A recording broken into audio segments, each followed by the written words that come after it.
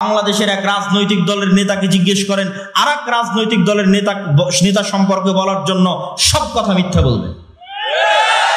কেননা এই গণতান্ত্রিক রাজনীতি টিকেই আছে মিথ্যার উপর। যে যত বেশি মিথ্যার চর্চা করতে পারবে সে তত বেশি ভোট পাবে।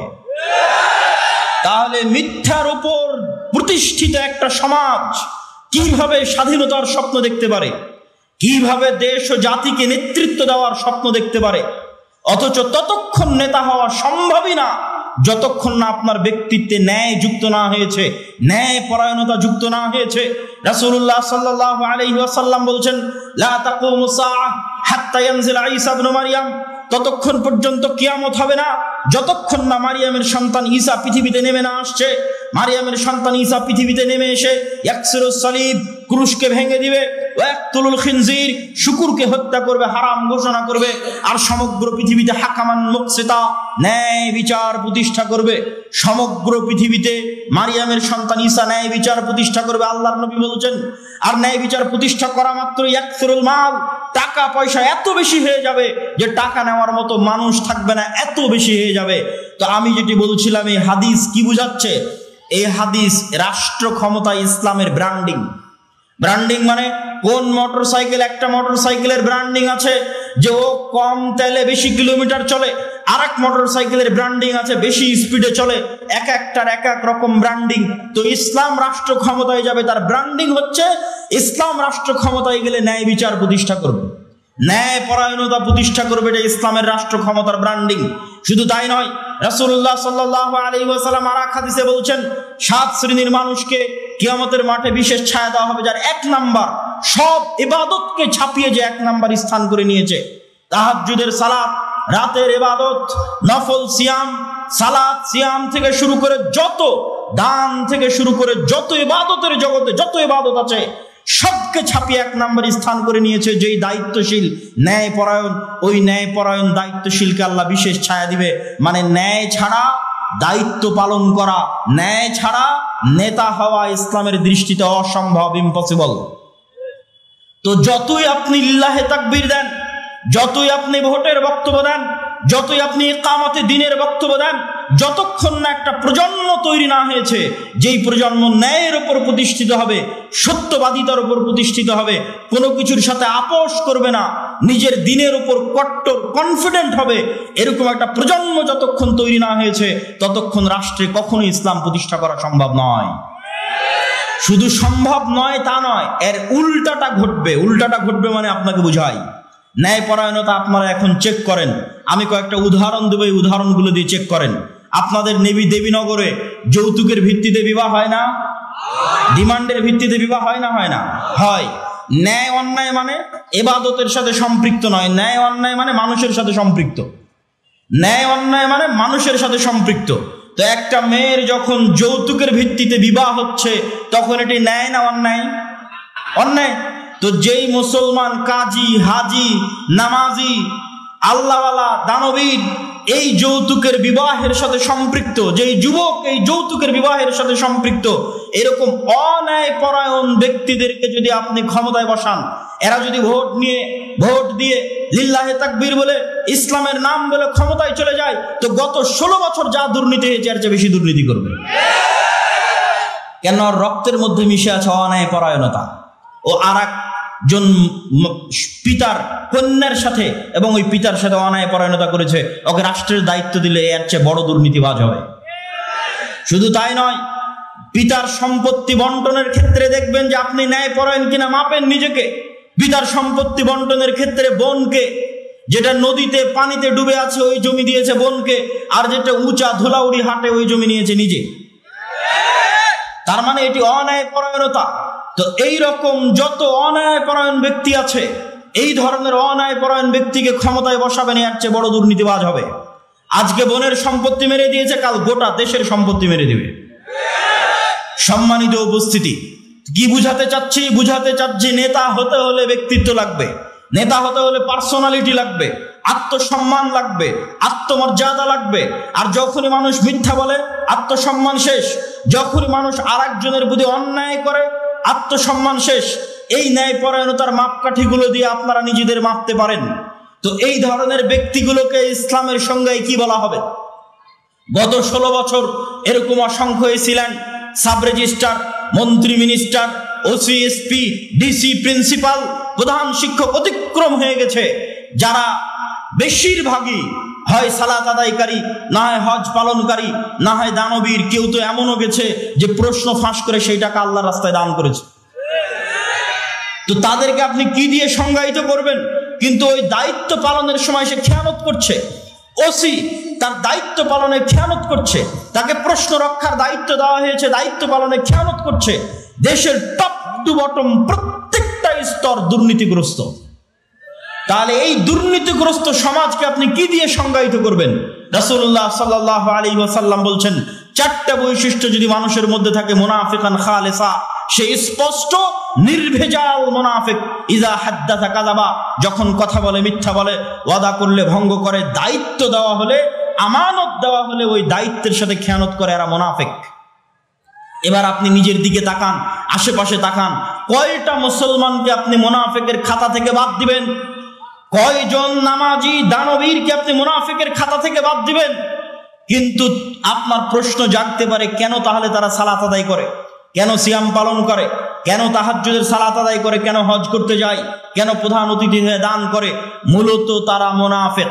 মানুষের সাথে অন্যায় করেছে, মিথ্যা বলেছে, মুনাফিক। নিজের স্ত্রীর প্রতি অন্যায় করেছে, মুনাফিক। নিজের সন্তানের প্রতি অন্যায় করেছে, এক সন্তানকে বঞ্চিত করে আরেক সন্তানকে সব সম্পত্তি লিখে দিয়েছে, মুনাফিক। নিজের বোনের প্রতি অন্যায় করেছে, জমি বন্টনে ন্যায় করেনি, মুনাফিক।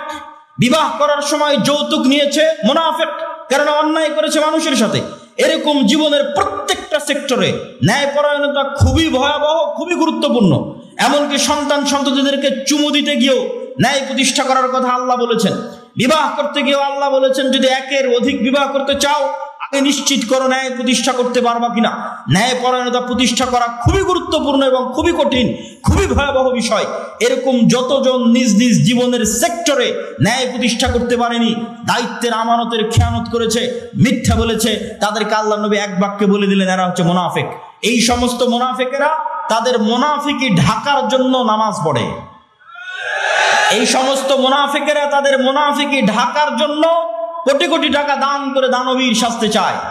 এই ধরনের মুনাফিকেরা তাদের মুনাফিকি ঢাকার জন্য হজ করতে যেতে চায় যে আমি হাজি, কিন্তু মুনাফিক তার বোনকে তার সম্পত্তিতে ন্যায়ের সাথে ভাগ দেয়নি, মুনাফিক। এই ধরনের মুনাফিক সম্প্রদায় দিয়ে কখনোই মুসলিম জাতির মুক্তি হবে না, হবে না, হবে না। কেমন সম্প্রদায় লাগবে? মুহাম্মদ সাল্লাল্লাহু আলাইহি ওয়াসাল্লামের মতো সত্যবাদী ন্যায়পরায়ণ। জন্মই হয়েছে সত্যবাদিতার উপর, ন্যায়পরায়ণতার উপর। ওমর ইবনুল খাত্তাবের মতো আপোষহীন, কোনো কিছুতে ছাড় দেওয়ার মানসিকতা নাই দিনের বিষয়ে। এরকম সত্যবাদিতা, ন্যায়পরায়ণতার উপর যখন হৃদয় ফ্রেশ, তখন এবার সালাত আদায় করছে। কারো নামে গীবত করে না, কারো নামে অপবাদ দেয় না, কারো পিছে পড়ে না, লোন এবং কর্জের ধার ধারে না। যেখানে গেলে মাথা নত হতে পারে, যেখানে গেলে মিথ্যা বলা লাগতে পারে, তার ধার ধারে না। এরকম সত্যবাদী, আমানতদার, ন্যায়পরায়ণ একদল প্রজন্ম যদি দাঁড়িয়ে যায়, তো ওই প্রজন্ম যখন সালাত আদায় করবে, সিয়াম পালন করবে, হজ করবে, দান করবে, ওমরা করবে, ওই প্রজন্মের হাত দিয়ে ইসলামের বিজয় হবে ইনশাআল্লাহ। অতএব আমি উপস্থিত দেবীনগরের আজকের উপস্থিত মুসল্লিদের উদ্দেশ্যে উদাত্ত আহ্বান জানিয়ে বলতে চাই যে আমাদের, আপনাদের ব্যক্তিত্ব, আপনাদের পার্সোনালিটি, আপনাদের আত্মমর্যাদা, আত্মসম্মানকে হেফাজত করুন, রক্ষা করুন। একজন মুসলমানের যেমন হওয়া উচিত। মুসলমানদের অবস্থা দেখলে আমার নিজের লজ্জা লাগে।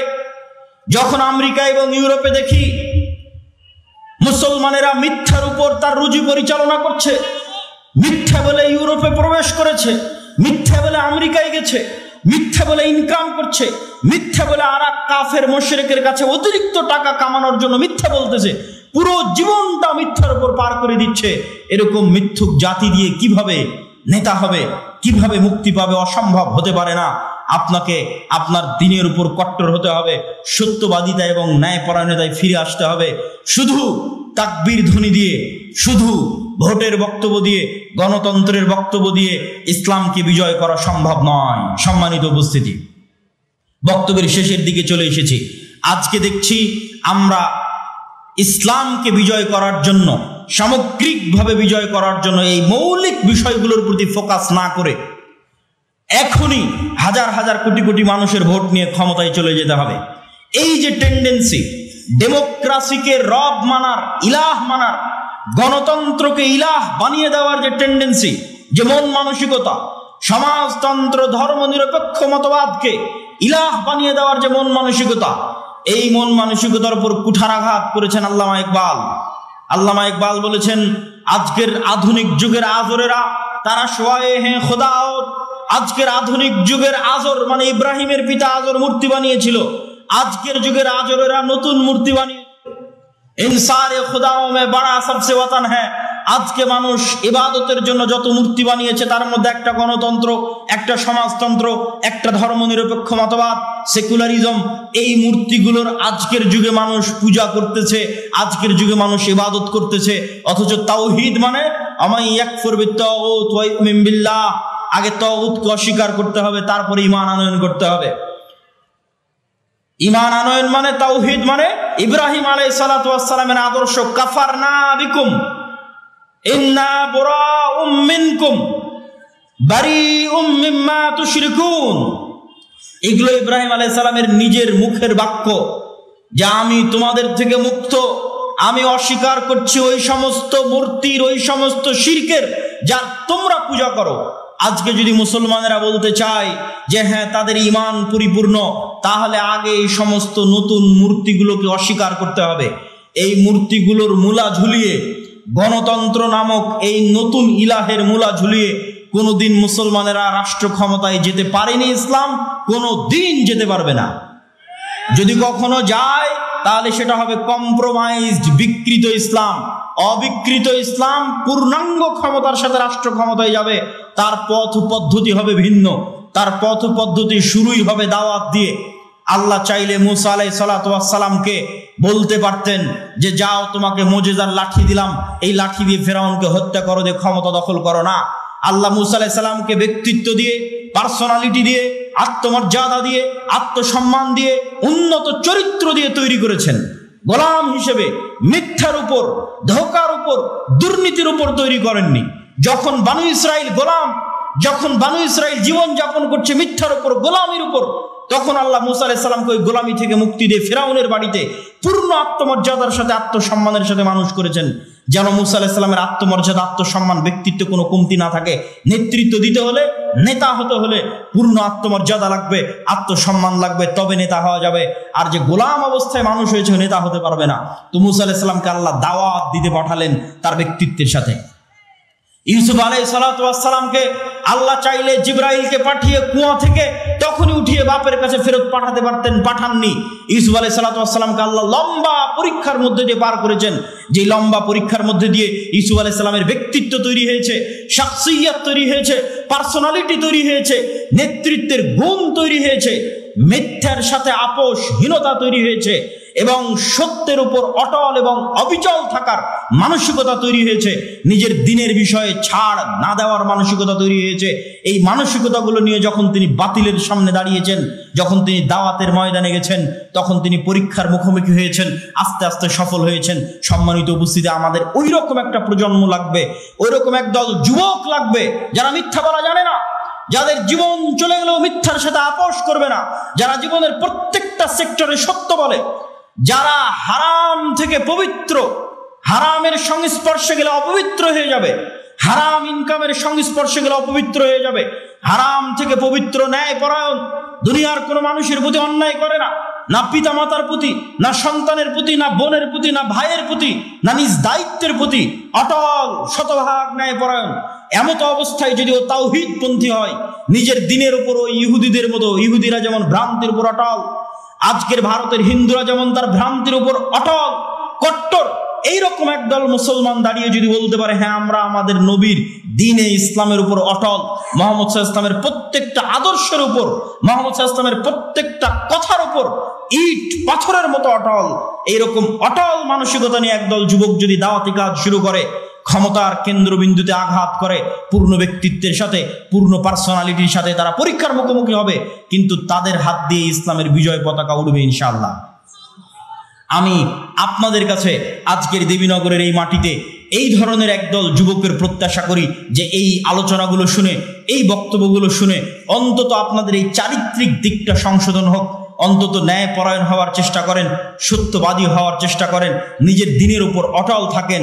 লোন, ধার, কর্জ যেগুলো মানুষের মাথাকে নত করে দিবে, যেগুলো মানুষকে মিথ্যার দিকে নিয়ে যাবে, পুরো পরিবার মিথ্যার উপর গড়ে উঠবে, গোলাম হবে, কোনোদিন স্বাধীন হতে পারবে না, নেতা হতে পারবে না, এই ধরনের ন্যাক্কারজনক ঘৃণিত কার্যকলাপ থেকে মুক্ত থেকে পান্তা ভাত খাবেন, মাটির ঘরে থাকবেন, কিন্তু মাথা উঁচু করে থাকবেন, পূর্ণ ঈমানের সাথে থাকবেন, আত্মমর্যাদার সাথে থাকবেন, আত্মসম্মানের সাথে থাকবেন।